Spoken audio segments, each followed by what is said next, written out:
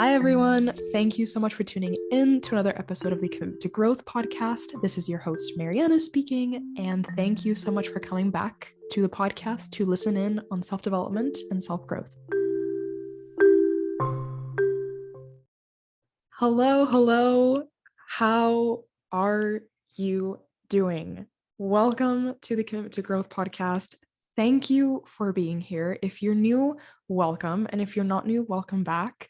I just want to take a moment to say thank you for being here. I hope you know how much your presence is appreciated here and cherished. And I just want to say how honored I am that you chose the Commitment to Growth podcast today to be your daily source of knowledge and to be the podcast that you tuned into today, because there's many others, and I am honored that you chose this one to be your daily dose of podcast. So thank you for being here, and I really hope that you enjoyed today's episode, because it's one that I'm excited and both nervous to share, because this is an episode that I recorded in November of 2021. So almost the end of what is now last year, which is crazy because I don't know about you guys, but I shouldn't say you guys, I should say to everyone listening, because there's a shift now in the world of activism and allyship. This is just like a total side note, but we're getting away from saying guys because that is masculine and we want to be inclusive of everybody. So if you're listening, I don't know about you or anyone else, but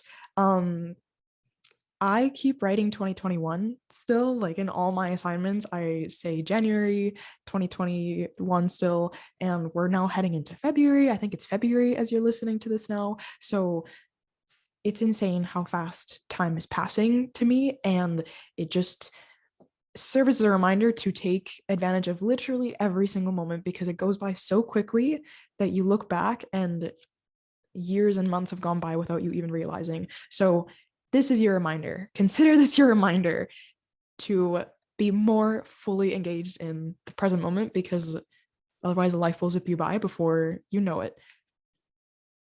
All right, so just to kind of talk about what you are tuning into today. So like I mentioned, this is an episode that I recorded at the end of November of 2021, at a time in my life where it felt like the world just kind of came down on me.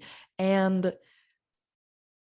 this episode served as both something that I wanted to share with my podcast community, but also as a letter to myself, because as I was doing the work to put together this episode, I was also using it as a personal source of growth and a personal healing / growth process for me. Because to kind of give you a rundown, at the time that this episode was recorded, and I kind of talk about this in the episode itself, so you'll hear me mention it, but myself and my roommate's basement suite, I guess like college basement suite, had just flooded. We lost a ton of belongings. We had to go through the whole process of moving. We were like switching between multiple Airbnbs and just like having to get everybody's help to move stuff out of the place and out of the do, and just like move everything out, find storage, find a new place.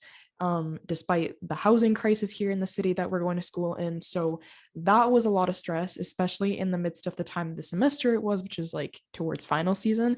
So it was already stressful enough, but it felt a lot worse because I had been compounding a lot of kind of discontent and resentment over the past couple of months prior to the flooding of my apartment. And as such, when this event happened, I guess all of the defenses that I typically have against these harder mental challenges, these mental obstacles, just were so exhausted and depleted that I was just done.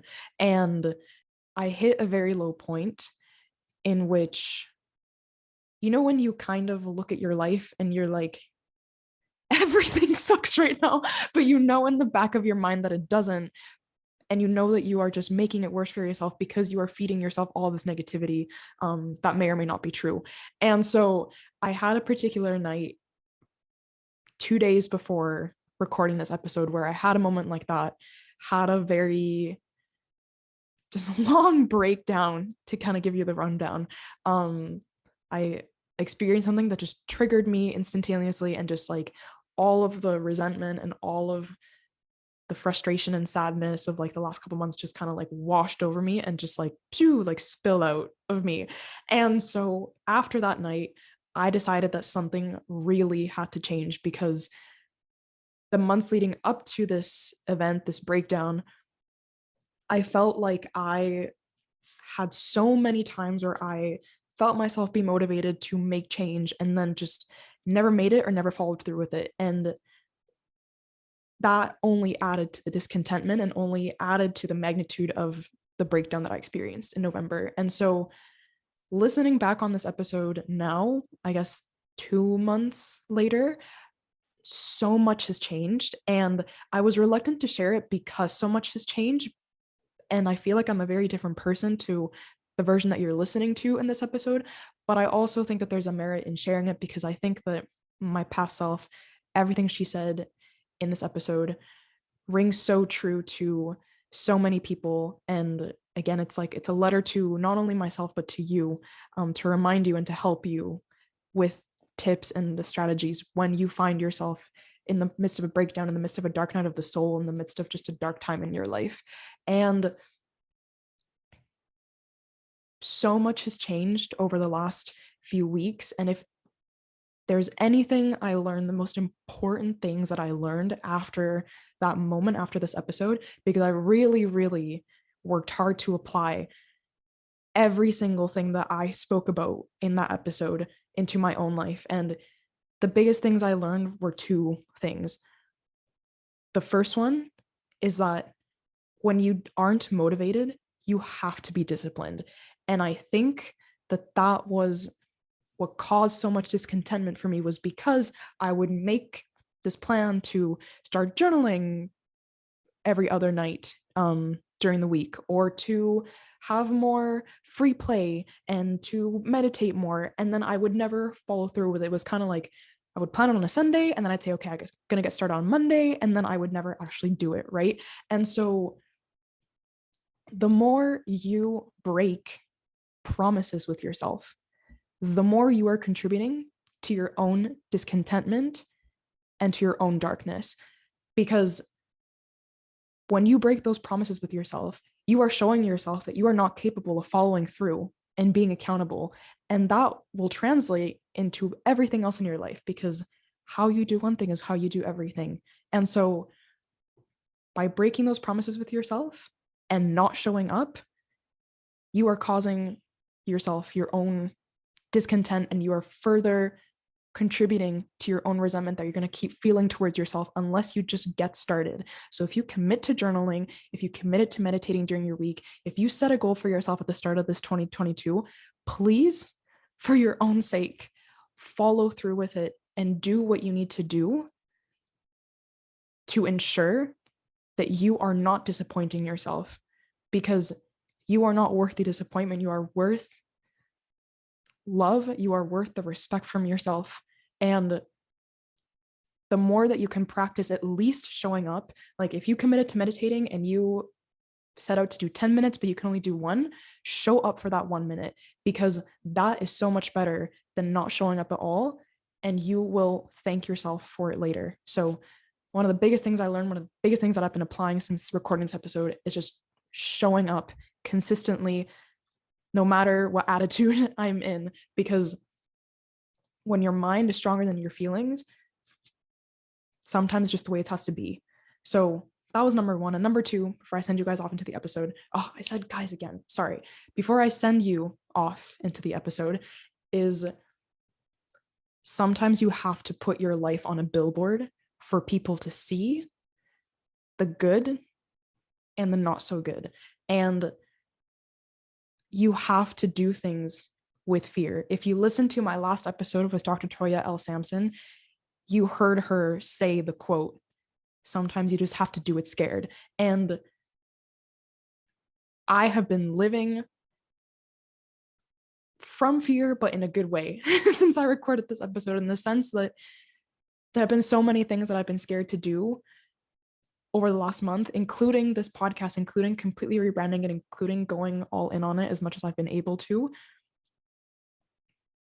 and recognizing that people are going to see your process and they're going to see that you're posting consistently and you're fighting for to be a name for yourself, and people can judge that. But if you can be comfortable, and I'm not saying that I'm totally comfortable with this yet at all, I'm really just in the beginning stages, but if you can put your life on a billboard for people to see and say, here's my life, judge as you will, but it's mine and I'm content with it, that is all that matters at the end of the day. So do things regardless of the fear that you're experiencing, if they feel good to you, and if you know that they're going to contribute to your fulfillment and your happiness down the line. So that's just a little note that I wanted to add there before I send you guys off into the actual episode, as kind of the future self me version of me that after the recording of this episode, just wanted to give you a couple takeaways that I've learned since then. And I hope that in listening to November 2021 Mariana, you find some grace. And if you're going through something similar right now, I hope that you approach your healing with utmost self-compassion and love, and remind yourself that you are worthy of every last ounce, last drop of self-compassion and love and kindness from yourself as you're going through this. A recent Carl Jung quote that I've been very obsessed with recently and been consistently reminding myself of has been, you have to love the thing you're trying to change. And I want you to remember that as you are going through your process of undoing the darker parts of you and approaching the things that you might not be so happy with, because it's the act of approaching them, it's the courage that it takes to get closer to those parts of you and explore them with curiosity that is what matters and is what is determining your eventual future and fulfillment. So I hope you're proud of yourself. I hope you're approaching this process with grace, and I wish you the best. And I hope that you pull some inspiration and some help from this episode. So without further ado, I will let you go to listen to what November 2021 Mariana had to say. Before I do, one last thing. I just want to respectfully acknowledge with my utmost privilege and my greatest gratitude from the bottom of my heart the Lekwungen peoples, who are represented by the Songhees and Esquimalt nations, and the Wasanich peoples represented by the Sartlip, Pauquichin, Sayout, Saikum, and Malahat nations, who continue to have a relationship with the land that I reside on to this day as an uninvited settler and uninvited visitor, and as a very privileged immigrant from the land of the Nahuatl peoples that is now colonially known as Mexico City. I am so humbled to be on this land, and I recognize that I profit and benefit from the land directly, and as such, I want to pay my utmost respects to the Indigenous communities that continue to reside here, and to continue committing to creating widespread systemic change for them, and to continue amplifying their voices, not being their voices, to ensure that they receive the services and the care and the attention and the equity that they deserve and have deserved for many, many years. And now on to how to get out of a dark place. All right, so getting into today's episode. The reason why I wanted to do this episode is because this is something that I have been recently experiencing. And I know that it's something that a lot of people are experiencing too, with just everything that the last 2 years almost has encompassed in terms of COVID-19, in terms of the pandemic, in terms of the isolation, in terms of hopping back into life. I'm a university student, and we really just went back full swing into in-person classes. And as exciting as that was to kind of get that sense of normalcy, obviously it brought up a lot of anxiety around, COVID, but also the excitement and pressure of getting involved in as many activities as I possibly could. And it was a lot to handle all at once for me personally, I think, but also this year overall has been a roller coaster with studying for my MCAT, family stuff going on, and life in general. It just decides when it wants to send you on an up and down roller coaster. And sometimes you expect it, sometimes you don't. And sometimes, even when you think you're prepared for it, it hits you at the most unprecedented times. And so for me, 2 weeks ago, being from British Columbia, Canada, and being in a danger zone, me and my roommates' basement suite flooded at a very unprecedented time in the school year, in the academic school year. We had 2 feet of water in our suite, and the day after it was flooded, it was declared inhabitable for 5 months, which sent us on an absolute horse race to, try to find a new place to live and getting all our stuff out of there and minimizing the damage, because it was just sitting in the humidity and we didn't want it to mildew. And it was just, getting help. And, university students, not all of our friends have cars, but thankfully we were able to get some people that had cars and were able to rent us cars, and we got a storage locker and a lot of adult things in the last 2 weeks that I don't think I was prepared for. So there's a perfect example. I mean, no one is really ever prepared or anything of the sort when your apartment floods. I don't think it is just one of the biggest inconveniences, I think, for sure. But you know what? It's one of those experiences that really opened my eyes to a lot of things about myself and about the world around me for so many different reasons that I can make an entire podcast episode about. But one thing I will say is that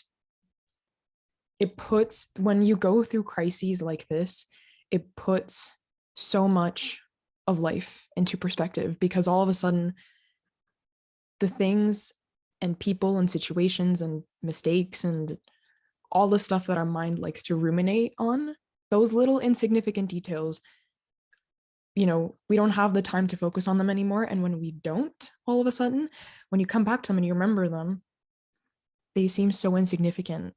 And that was a huge one for me from this experience, but also just being thankful and proud of how much of my work to quote unquote callous my mind or make it stronger, make it more resilient through daily meditation, journaling, running, working out, all the practices that I implement in my daily life to be a better version of myself every day. Just watching how I was able to stay grounded in that, and above all, being grounded in the knowledge that something was to come of the situation, and really being grateful for everything that was saved from the water, everything that could have happened but didn't happen, for all the people that were so willing and able to help us and did help us, because it's just one of those things that I don't think, especially as a student without a car, that you can deal with alone.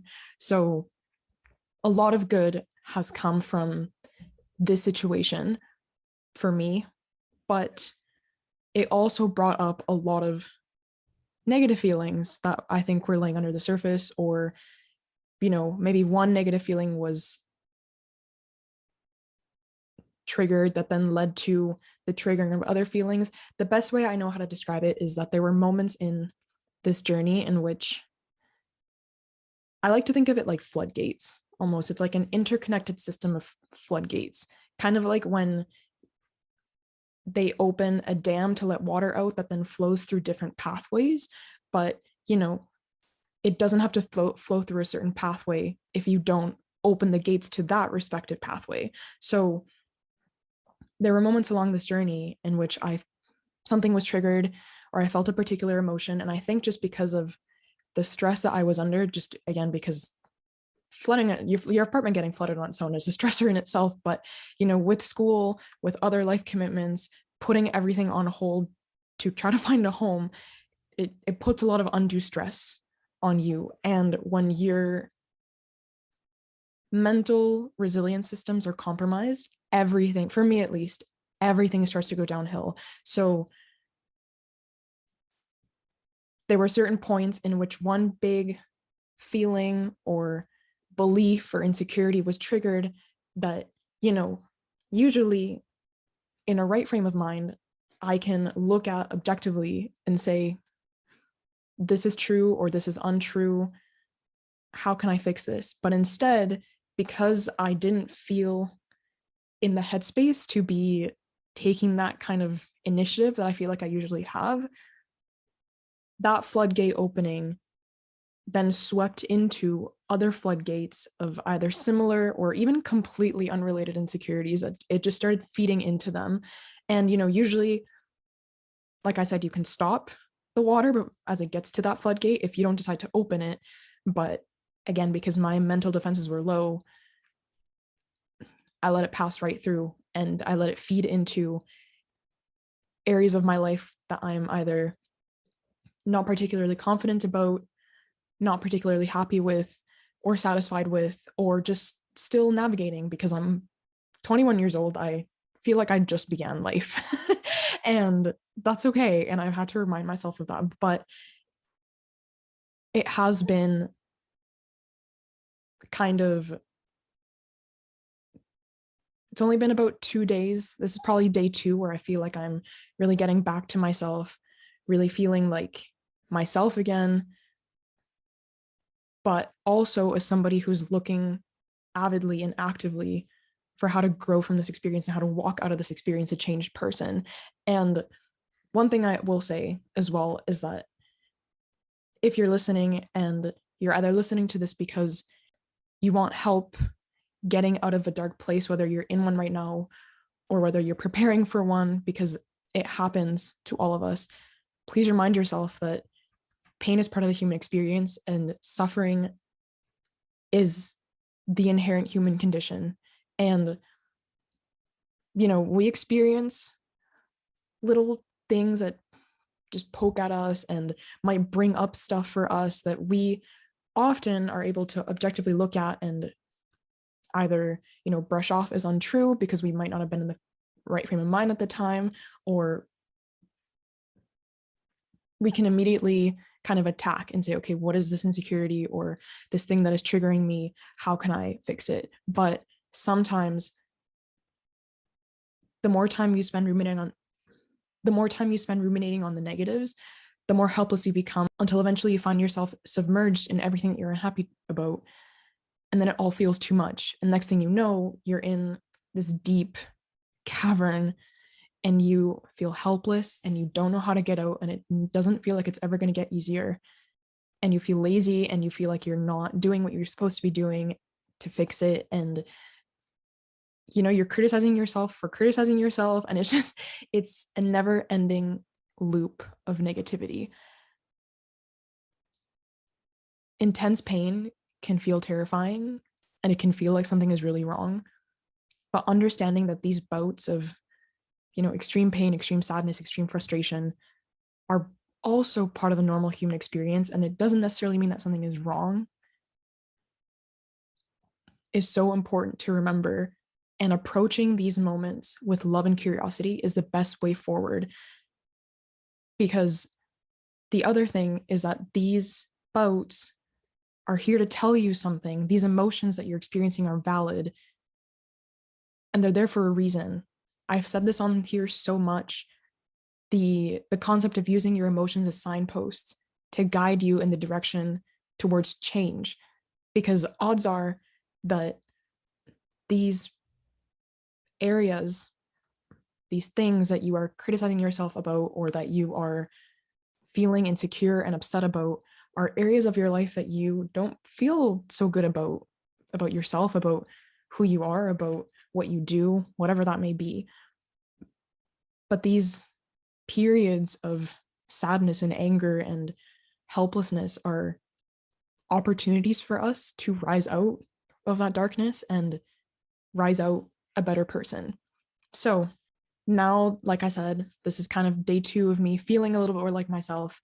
I wanted to make this episode for myself and for you guys, because really what I want to establish on here is that the things that I talk about on this podcast with others, or just solo episodes like this one, are things that I'm still working on. And when I make these episodes, when I look up information, when I look up YouTube videos on the subjects, I'm trying to educate myself too, so that we can grow together from the experience. So I'm making this as to open up space for you if you're going through this, and tell you that I'm there with you and that we are strong enough to get through this and that there is light on the other side.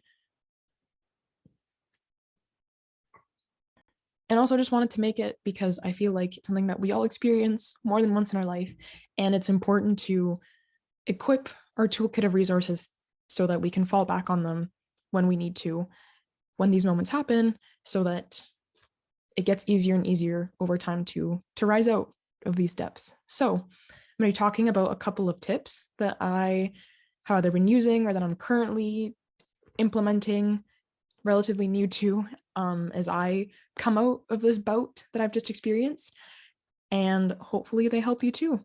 So my number one tip for getting yourself out of a dark place is to be willing to dive into the dark. That sounds really big and scary because it already feels like you're in the dark, but more often than not, the reason why your emotions intensify as you go through this process is because you're actually resisting them. So these steps that I'm about to talk about and these tips are in no particular order, but I would argue, to contradict myself a little bit, that this one is the first step in this process. Because as soon as you can recognize whether or not you're resisting the feelings, the better you can surrender yourself to feeling them and understanding them. And once you do that, then you will have a way clearer direction, a way clearer sense of direction as to where to go and how to approach the situation so that you can begin taking the steps to rising out of this dark place. And part of this willingness to dive into the dark is remembering that what you're feeling is valid and not judging yourself for any of this, because it's so easy to judge ourselves for being quote unquote negative or constantly sad. But you know, when you're down in the dumps and you feel hopeless and you feel like nothing or no one can help you, I don't think that's you being lazy. I think that is you genuinely going through something that is affecting you and that you deserve to get the help for from yourself. Perhaps it's dark thoughts and emotions arising that you have been pushing away for some time, or that they've been deeply hidden, or maybe it's a trauma that you haven't dealt with that was suddenly triggered by a person or event. But remind yourself that what you're feeling is there for a reason, and dive into one thing at a time. If you listen to my last episode, I talked about micro habits, and this is one other place, coincidentally, where you can apply these, because if you try to do it all at once, you will just overwhelm yourself more, and you're just going to feel worse about yourself because you're going to feel like, oh my gosh, I have so many areas of my life to fix. When in reality, so many of these things are tied together, and odds are that if you solve one of them, it'll probably feed into the resolution of the others. So focus on one area and focus all your energy in on that one area for some time until you're ready to feel like you got to move on to the next one. Emphasis on this point that I want to make as well is that you do not have to have mastered one area to then move on to the next one, because self-development is a consistent and continuous journey, and you're never going to be perfect at one area. Even when you feel like you are, there's going to be moments where you feel weaker in that area, and you might find yourself being weaker than you used to be at it just because of new information or old feelings arising, whatever that may be. But don't try to make yourself an expert in a certain area of your self-development before feeling like you're adequate enough to move on to the next one. So that is my tip number one for getting yourself out of the dark place, is being willing to dive into the dark. My second tip for getting yourself out of a dark place is to commit to your mind above all, because your mind is usually your weak spot in this process. If you commit to being an avid but passive observer of your thoughts as you go through this process, the better you can get closer to finding out where these thoughts are stemming from, when they're getting triggered, and why.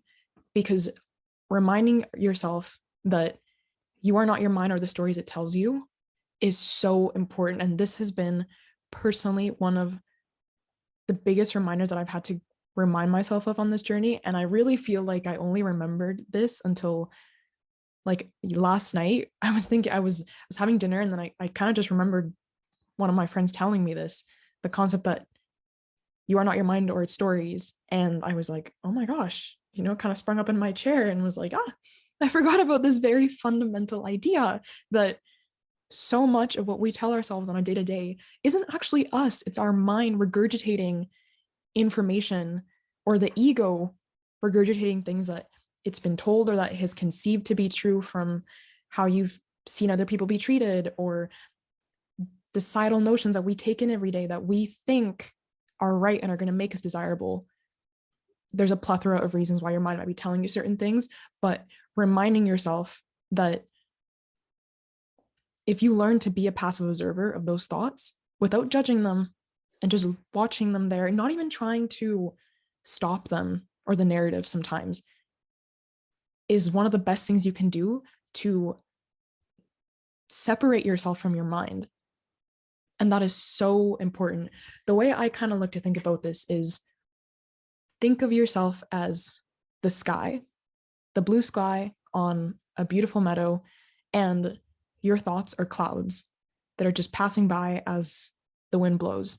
And when you can create that space and that distinction between yourself and the thoughts that your mind is throwing at you,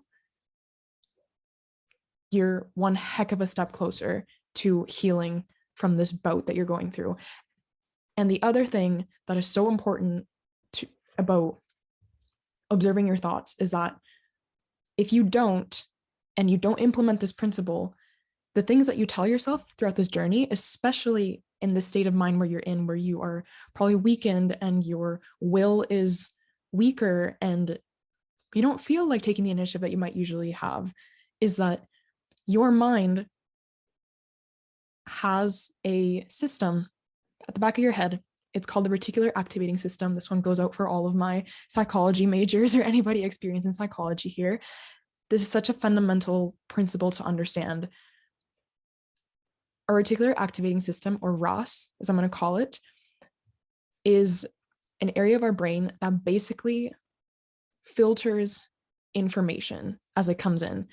And it's a subconscious process of filtering out the information that we don't perceive to be important to us in that particular moment. So say you're in a coffee shop studying, and you're reading your notes, and you've also got maybe some like lo-fi going on in your headphones, but there's all these people talking around you, right? You're going to filter out the voice of other people so you can focus on the readings that you're doing, right? But you might also still want that lo-fi, so you're not going to filter that out as much.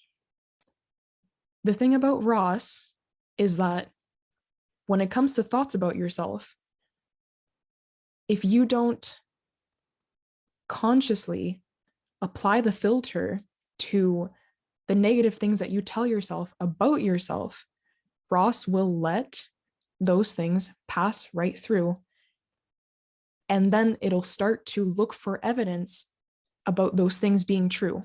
So say that you tell yourself that you aren't good at a particular sport, or let's say you tell yourself that you're not a good athlete, as an example. The next day you go to the gym, and Ross will start looking for evidence of that. So you might start comparing yourself to the person beside you on the pull-up bar, and they were able to do 10, and you might only have been able to do 8. And even that 2 pull-up difference is still confirmation, right? So if it finds the evidence that what you told it is true, then you've just reaffirmed the thought that you told yourself. So it's super important as you're going through this process. Again, I also just kind of contradicted myself. I said as I'm saying this, but hear me out. Become a passive observer of your thoughts, but also learn to question them before they become beliefs about yourself. And the better that you can get at this process of observing thoughts passively, then stopping them as they get to the filter before they pass, and challenging them with a counter thought of, I may not be a bad athlete. The fact that I can only do 8 pull-ups versus this person who can do 10 just means that I have improvement to do. The fact that I can even do 8 is great. I can't even do, I think I can do 2 consecutive pull-ups. So if you're in the 8 to 10 range, I respect the heck out of you. So it's about stopping this process before it becomes a solidified belief that then your Ross starts looking for evidence for, so it can affirm the thought that you just had about yourself. Committing to your mind also involves taking this time to assess if you're getting your fundamentals. Are you getting enough sleep? Are you eating and hydrating properly? Are you getting enough magnesium? Are you getting enough movement and social and personal nourishment? Because so often when these areas of our lives are depleted, it's going to throw our mind out of whack. So part of this is also paying attention to your daily routines and assessing if they are serving you or if they're contributing to your mental depletion. And another aspect of this particular part of your healing journey is recognizing that your mind is terrified. As much as it's also doing all of the throwing of the negativity at you, it's also terrified because it's in such high stress, it's under such a vulnerable state that you need to give it comfort like you would a child, which means expecting a little less of yourself and simply going with the things that you feel like you can do in that moment versus trying to overload it with, okay, I got to journal, I got to do this, I got to give myself a deadline to be better. Because no, healing is not linear. It's anything but linear. And you should not at all set a deadline for yourself to be quote unquote ready to move on with your life. Because the thing is, you guys, life goes on regardless of what's going on around you, within you. So whatever you need to quiet the noise and to comfort your mind, whether it's talking to it in a soothing manner or giving yourself affirmations or just doing the things that you want to do in that moment, whether that's going for a run or watching Netflix, you have to treat it like a child, really, so that it can take the necessary time to start functioning again for you versus against you. All right, so that was tip number 2. Tip number 3 for getting yourself out of a dark place is to release the emotions and finish the path. So I take this particular tip from the Nagoski twins, who, if you guys don't know who they are the authors of the book Burnout. And I haven't actually read the book myself, but I've listened to several of their podcast interviews where they go into depth about the things that they discuss in the book. And one very recurring theme that I've seen in their podcast episodes, about which they talk about in the book, is that our emotions are tunnels with a beginning and an end. And so often, instead of following the tunnel and getting to the light at the other end of it, we stay stuck in the tunnel. And as such, that impedes our process of moving through and past that emotion. And when we are in these dark periods where we are just feeling everything all at once, it is so important to walk straight through these tunnels. Again, in no particular speed and without a plan, really. It's just about getting through the tunnel, understanding why this emotion is here and releasing it. And that can look like whatever makes you feel like you have transcended that emotion. It can be crying, it can be journaling, it can be venting, saying F it to everything that is causing you pain. Or it can also be investing this energy into other things and turning it on its head into something that can serve you and others. So passion projects, art projects, whatever brings you joy, and whatever helps you channel these emotions into something tangible that you can understand and use as evidence that you have felt these emotions before and done something with them. For me, this podcast episode honestly was that. I was feeling super overwhelmed yesterday with everything that I was feeling, and I just went online for about an hour or two and was just watching videos on YouTube of people going through something similar and looking at blogs of people and what they've said about what to do when you're enduring these difficult times. And not only was it proactive because I'm learning from others and getting information and trying to understand what I'm feeling, but it was also a way to empathize with others and relate to others who, there were so many blog posts that people were describing things and I was like, oh my gosh, check. I'm experiencing the exact same thing. But, it allowed me to create this. And just sitting here right now feels like one of the most genuine episodes I've ever recorded, because I do have my list of tips in front of me, but so much of what I'm telling you guys is from the heart. And it's also important to remember that, and I realized this as I was going through this episode yesterday and this morning, thinking about what I wanted to say on here, that so much of the things that I'm telling you guys today is advice that I would tell my friends, but seldom remember to apply to myself. So again, it's recognizing that you can be your own friend in these situations and say, do what you got to do. Like, I'm here for you. I'm here to carry you through this, and do what you need to do to transcend these emotions. Because if you stay stuck in them and you don't finish them, A, the process will only take longer, and B, you will just continue to deplete yourself as these emotions hinder above you like dark clouds or like weights on your chest. So release the emotions and finish the path as you go through this process. My tip number 4 for diving into your darkness and getting out of it is, it's not about motivation, it's about consistency.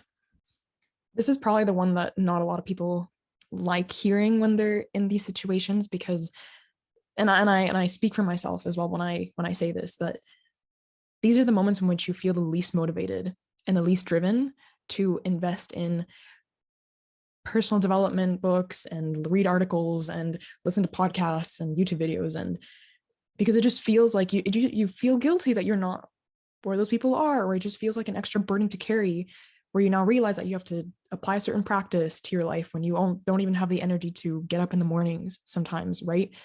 But something that is so fundamental to the healing process is understanding that if you commit yourself to these processes, whether it's journaling, whether it's going for walks, whether it's meditating, whether it's tapping, whatever that thing is that makes you feel better, that allows you to assess your emotions and your feelings and the traumas that are being brought up, understanding that that is your life force, and the thing or the things that are going to pull you out of this darkness is so important to remind yourself of, especially when you feel like you don't have the energy to do it. But it's in the moments in which you have the lowest energy and the lowest desire that you have to push yourself to do them, even if you modify them. Like, say you planned on meditating for 10 minutes and you only do 3 or 5, sometimes that's enough. It's understanding that committing to yourself, this is you committing to you and your healing. And the more you delay these things because you don't want to dive in to what's going on beneath, and because you don't feel like you have the energy to, it creates compound distrust within yourself and further resentment within yourself, because you just didn't commit to something that you were supposed to do and that you wanted to do for yourself. So having these small wins when you dedicate yourself to these things, again, even when you've modified them, you showing up consistently and developing these fallback tools will help you find the will, strength, and the confidence to continue getting back up and to continue furthering yourself along this process. Not only that, but you're also practicing some serious self-compassion. by showing up for yourself when you do these processes, because you're committing to you. And that is one of the best acts of self-compassion that you can do for yourself, is understanding that even when you don't want to do the things that you need to do for you, but you still do them because you recognize the fundamental change that they're going to elicit within you, especially in the long run, that's huge. So remind yourself that by committing to you, you're committing to your healing and a better version of you that will arise after you've done that thing. And again, approaching these practices with curiosity and love about what could come out of them. What could you learn about yourself? What could you learn about the situation? Little driving forces to make it a little bit easier for you to take the step and get started. So it's not about motivation, it's about consistency. My tip number 5 for getting out of a dark place is listening to what your body wants. And I touched a little bit about this in point 3 and point 2, I think maybe, but this one, I feel like I'm just contradicting myself like all over this episode. I'm not really contradicting. I'm a little bit, some of these points a little bit all over the place, but bear with me. I have a point with this one. So in the midst of the consistency that I just talked about in the previous point, it's also important to dive into the urges that your body wants. So, you might still commit to meditating, even if it's only for 5 minutes rather than 10, because you wanted an extra snack, or because you stayed out a little bit longer because you wanted to go thrifting, or you went and got yourself food from a restaurant. I don't know. In the midst of the consistency, you still have to find the time and space for your mind and your body to express their urges, because brushing those urges off and guilting yourself for them and feeling bad about them will only hinder your process more. So for me personally, yesterday, I was coming home from work, saw Valley Village, and had this. Usually I walk past Valley Village, which for those of you that don't know, it's a thrift store. I walk past that Valley Village every Sunday on my walk home from work, and I usually am very quick to catch myself and say, nope, I don't want to spend all my money here this week. I'm going to eat instead and go to the grocery store. But yesterday, I really wanted to. And some people might call that retail therapy. That is unhealthy. But as a student, I don't buy clothes that often. And I've been, given that I had to pack away most of my clothes and basically pick what I'm going to be wearing for the next month out of one suitcase that I could keep with me, as we've been moving from Airbnbs, and I'm going back to Vancouver before my finals, and it's just been this whole whack of a mess. Let's just say that the closet I have with me right now, that is in my suitcase, that is behind me right now, is a little small for a girl like me who changes her mind very often about what she's feeling like wearing and what she feels like her style is. So I went and got myself a jacket to run in, and I got a hoodie, and I was really happy after it. And again, whereas some people might call that unhealthy because it was retail therapy, I think that it made me feel good because I ran in a jacket that I felt pretty badass in this morning. And doing these little things when your mind suddenly brings these ideas to your head, and that doesn't have to be thrifting for you, and it doesn't have to be retail therapy. It can be going for a walk, going for a swim, going for a beach walk, going and getting yourself food, taking yourself on a date, going for a date with a friend or your significant other, whatever that looks like for you. Don't resist these urges. And if you've been here before, you may have heard me say this very significant question that I like to ask myself on a regular basis. And I think that is a really good question to apply to this particular tip. So when you want to really listen to what your body wants, because you might have an urge that you don't know what it is or what your body's trying to channel through to you, ask yourself, what does my soul need right now? And more often than not, the answer will be so clear, and it will come from such depths within you that you can't ignore it. And as soon as it comes, that's probably the urge that you should invest in so that you can feel just a little bit better. about yourself and about this process. So tip number 5 for getting yourself out of a dark place is to listen to what your body wants in the midst of the consistency as well. Tip number 6 for getting yourself out of a dark place is to create a vision of your future self that you want to guide you. Part of this process,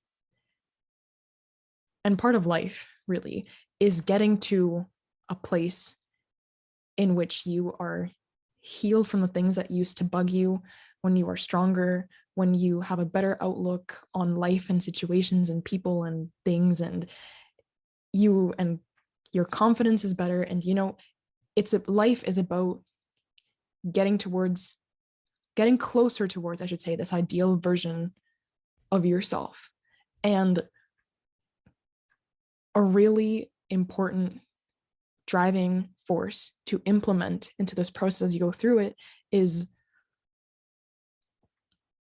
the thought and the idea that the things that you are ruminating on currently, your insecurities that you're not so happy about, the areas of your life that you aren't confident about, the things and the people that are hurting you, taking all of those things and putting them towards your personal development will create a new you once you finish this process and once you climb out of this trench of darkness, right? So as you go through this process, create a vision of yourself that you want to be and ask yourself, what is that version of myself doing now that I'm not doing? What are their habits? How do they respond to their surroundings? What routines do they have that I don't? Who are they? What are their aspirations? What advice could they give me in my current state of mind that I'm in right now? This is huge because as soon as you are able to paint this picture in your mind and paint it very clearly, like be very clear and precise about these routines, these habits, these thought patterns that they go through, so that you can set a sense of direction for yourself as to, okay, if I need to get from A to B, I need to do XYZ to get there and to get myself there so that I can become that version of myself that I am idealizing about right now. So as soon as you create this vision of yourself in your head, it will also give you peace knowing that that is a version of yourself that you are capable of becoming if you just invest the effort and commit to yourself and show up for yourself as you're going through this process. So my tip number 6 for getting yourself out of a dark place is to create a vision of your future self that you want to guide you and provide you with direction. Tip number 7 for getting yourself out of a dark place is to get outside of yourself. It is so easy to become so wrapped up in your narrative that is going on in your head that we lose sight of what's us and what's actually our brain. Again, the idea that I touched upon earlier about creating that distinction and having it so blurred when we're going through these moments where our mental resiliency is lower than usual. And when this happens, it necessitates the perspective of somebody else to help us understand what we're going through and to get these feelings out loud and out into the open so that we can look at them objectively and from a distance. This one is really interesting because I always tell my friends that they're not burdens when they come to me for help, for advice, to rant, because I love being there for the people that I love. And it's so much easier said than done because it's only until recently that my roommate and I went through this flooding that I was in a place where I didn't feel like I had the space for other people, but also I didn't have the strength in myself and or the resources to get everything that I had out of the apartment. And, I didn't have a car. I didn't know about insurance and all the funny stuff, all the great, amazing things that come with flooding. It's not until you're in that spot of bewilderment that I personally discovered how much it is easier said than done, telling others that they're not a burden, and then you having to do the thing that you tell people that they're not a burden for, which is opening up to others. Hope that made sense. And truly, it is in our darkest times when we are the most vulnerable, and it's the scariest because people are seeing us fully in these moments, and that's why it's so hard to open up to others within these moments, because you have to admit that you might not be as strong as capable as people might think that you are, or that you might be lost, or that you might not have a sense of direction. And like just a couple days ago, I was on the phone with my boyfriend, and he asked me in what areas of my life I felt like I had momentum in, and I genuinely said that I didn't feel like I had any. And that was one of the most triggering and saddening and frustrating feelings I have felt in so long. Like the visceral reaction that I had to, we were on the phone so we didn't see it, but the visceral reaction that I had to that question and to the feeling I got within myself when I looked around and was like, whoa, I feel like I am directionless right now, was so scary.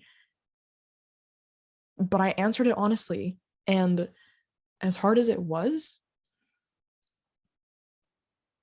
it also felt good because I was honest about the state of mind that I was in that present moment. And, you know, even now, even 2 days later, I feel like so much better. And I think that I would have felt worse if I had lied about it, because then I would have been looking and looking and probably reaffirming things that weren't true about my state of mind. And it feels much better having been honest about where I was at that moment.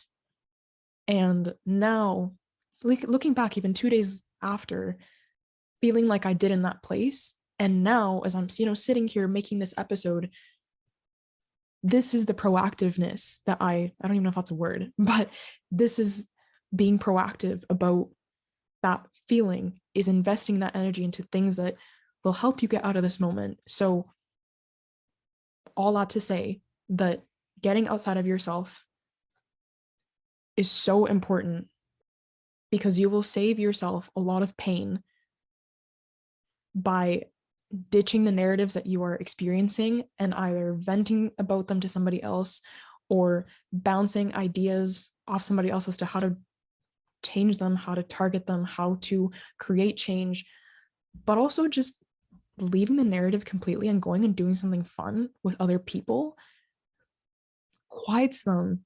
And even if you didn't, use somebody else as your soundboard to deal with them, coming back after having gotten a break and having another taste of life and what there is outside of your own head, you're able to look at them so much more objectively. And one thing I will say on this point that I think is so important, and another huge reminder that I've had to tell myself these last couple of days, is that our society perpetuates this narrative of the pride and dignity that comes with fighting a silent battle.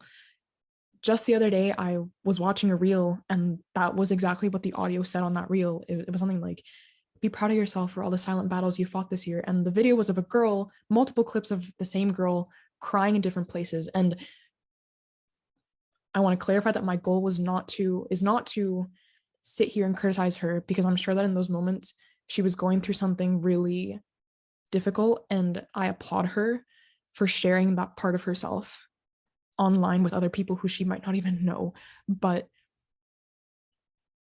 it's about recognizing that there are things that you have to go through in life, a lot of them alone, right? You are the only one that chooses if you want to heal, and you're the only one that can do that for yourself. That takes strength in itself, but what we have to remind ourselves is that none of those battles do you have to go through completely alone. There's a difference between fighting them alone and going through them alone, I think. I don't know if that's like, I'm still finding like the perfect way to phrase it, but you are the one that is acting on the processes and the routines and the habits that you need to develop to climb out of your darkness.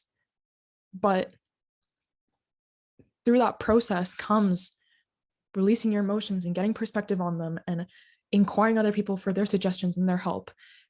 that part is a communal process. You can turn to your community for help with that. The actual implementation of that is all on your own, and that in itself takes so much strength. And there's nothing wrong with admitting that you might need help so that you can then act on the things that you need to do. You might need ideas. You might need a little bit of encouragement. You might need a little bit of perspective. You might need a little bit of criticism as to how you may be doing it right or wrong, right? But the point here is that if you are not telling anybody about what you're going through because you are afraid of damaging your ego, because your ego is telling you that if you go and tell somebody, you're automatically weak, recognize that you're only hurting yourself more, and you are doing something to yourself that you do not deserve, because you deserve love, you deserve support, and you deserve crying shoulders as you go through this process. Because again, we all go through it. So the more space that we create for other people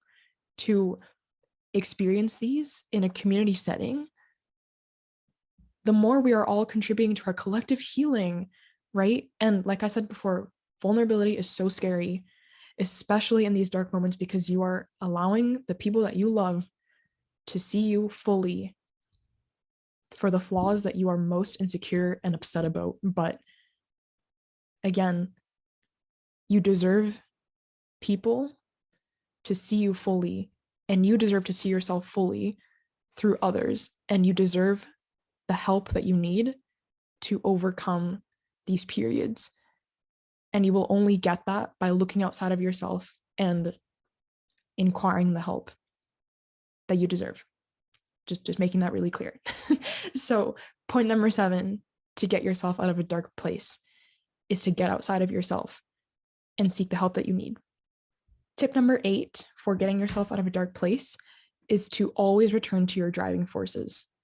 A theme that I think has been really recurrent in this episode, but I wanted to make it a point on its own because I think that it's part of the toolkit, and it's an individual part of the toolkit that I think is really important to establish. So when you are looking for sources of drive through these moments where you don't feel like you have it and you don't feel like you have the strength in you to muster it, you need to look at the areas in your life that get you up in the morning and ask yourself why they usually get you up in the morning. And if it doesn't anymore, why have they stopped? Because that in itself could be a factor to your suffering, is that the things that once brought you joy may not be bringing you joy anymore. And there's a great place to get some direction as to how to move forward. You need other things that get you up in the morning, right? That's a step. So establishing a list of things, situations, of moments, of people, of places that make you want to get better, to see them, to experience them, to feel them is so important. Why are you choosing to pull yourself out of a dark place? Because it is so comfortable. It could be so comfortable to stay there, right? And pity yourself and not implement any change, because change is so scary. Change is so hard, especially when you're trying to change very recurrent and very common thought patterns that you have about yourself. It's so scary to change them, even when they're unhealthy, even when they're toxic, because your brain just doesn't like the discomfort of newness. So asking yourself why you're choosing to pull yourself out of a dark place, again, an answer that will come from such depth that you can't deny it. For me, this list consists of this podcast, right? The fact that I get to sit here and talk to you guys and build this community of people who are probably going through similar things, and people who want to get better, and people who want to develop themselves and become better versions of themselves. Like, we're doing, the feeling of doing this in a communal setting with other people is so empowering and inspiring to me. I can firmly say that that's why I'm sitting in front of this mic today. And the reason why I decided to make this episode, my dreams of becoming a physician, that will always get me out of bed, because I know that in order to be the best doctor possible, I need to be the best version of Mariana possible, because Mariana comes before my MD, my eventual MD, hopefully. That dream is enough to get me out of bed every single morning.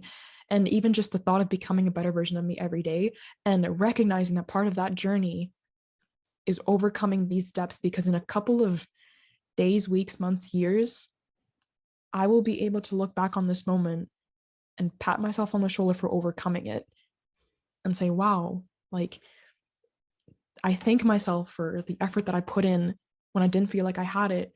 And I thank myself for committing to me and for choosing to leave the darkness so that I could see the light on the other side. So, tip number 8, always return to your driving forces, because they are your life forces as you go through this process. And my tip number 9, and the final tip of this series of getting yourself out of a dark place, is to have a list of fundamental truths and reminders.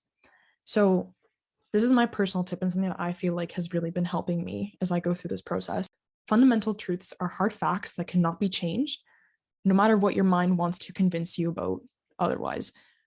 These are hard facts, whether they are, World War II happened on X date, or I was born on X date, like whatever those things are, your mind can't deny them, right? But these fundamental truths are things about yourself that you need to implement so that you can fall back on them every single time that your mind wants to convince you otherwise. These are the things that are going to ground you. These include: you are strong, you are capable, you are beautiful, you are loved, and you have overcome this before. One incredible one that I heard today from Roddy Shetty, and honestly one of my favorite people on the internet, is that if you woke up today, you are not done. If you were given the blessing of waking up another day and having an opportunity to be better and to get one step further into climbing yourself out of this darkness, you are not done and you're meant to be here. I think that's a very powerful truth. So having this list of truths that you can rely on and that you can look to and say, okay, despite all this madness, what is true and beautiful, as Glennon Doyle would say, and what truths can I use to ground me about who I am, what the situation is, what is actually going on, what is actually important. Those are so important. And it can be a small list. It can be like the most basic things that just give you a little sense of clarity and a little bit of reassurance of, okay, my mind is making up all these things, but these are still hard facts that I know to be true. And your reminders, I really like to get crafty with this one. I feel like this can be like a session of you going on Pinterest and looking up inspiring quotes and inspiring reminders that you can remind yourself of. I guess these reminders are the things that you feel like you need to be reminded of. Oh my gosh, if I say reminded one more time, the things that you need to be reminded of to get yourself in the right headspace to objectively assess the situation and the thoughts that your mind is throwing at you, so that you can bounce back quickly from the moments in which you are getting super wound up in your head and your thoughts. So I've made a list, so hopefully you guys can implement some of these. These are some of the ones that have helped me the most. And again, tailor them to your situation however you want, take them or use them, but these are just a few ideas. So reminder 1, life will not throw anything at you that it thinks you can't handle. Reminder 2, this too shall pass. Reminder 3, you have overcome difficult times before and you can do it again. Reminder 4, this is an opportunity for you to get closer to yourself and to discover more of who you are and what you're capable of being. Reminder 5, and this one is also a credit to Glennon Doyle from her book, Untamed, is we can do hard things. It would be easier to stay in the comfort, but you're choosing otherwise. that last sentence is mine, but we can do hard things. And reminder 6, there are some things you simply don't have control over. So you're better off focusing on the things that you do have control over. Whenever I turn to any of these, I am immediately at peace, or I am immediate relief. Because again, I think these are also examples of truths that you can remind yourself of, and hard facts that you can rely on to, again, to say, despite all this madness, this is still, this can't be changed, So having this list of reminders that are tailored to you and that come from you to you, right? So it's like giving yourself advice that you can use later, right? Even if you didn't craft it. I think that's actually really cool too. If you want to craft yourself a reminder and be original and, be very philosophical and very poetic, go right ahead, right? Like, I think that would be awesome, actually. So create a list of the truths and the reminders that you feel like you need in your darkest, toughest, weakest moments, so that there is something there to catch you and there's something there to guide you forward as you continue on this journey. So tip number 9, and the final tip for the series on getting out of a dark place, is to have a list of fundamental truths and reminders to ground you. And that is it for this episode, everybody.